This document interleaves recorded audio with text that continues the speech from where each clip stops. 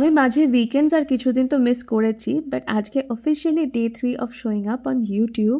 আজ ভোরবেলা উঠে আমি রোদ পোয়াতে বসেছিলাম, আর কলকাতার মতো অত গরম এখানে নেই। স্পেশালি ভোরবেলাটা তো বেশ ঠান্ডা থাকে, আর আমাদের এই টেরেস ব্যালকনিটা যেহেতু ইস্ট ওয়েস্ট ফেসিং, তাই জন্য এই গরমকালটায় খুব হাওয়া দেয়। ইনফ্যাক্ট আমরা কোনো প্যাটিও ফার্নিচার বা দোলনাও এখানে রাখতে পারিনি।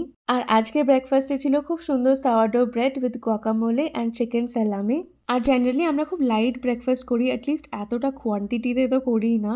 বাট আজকে এই সাওয়ারডো ব্রেডটার এক্সপায়ারি ছিল, তাই একসাথেই সব বানিয়ে ফেলা হলো।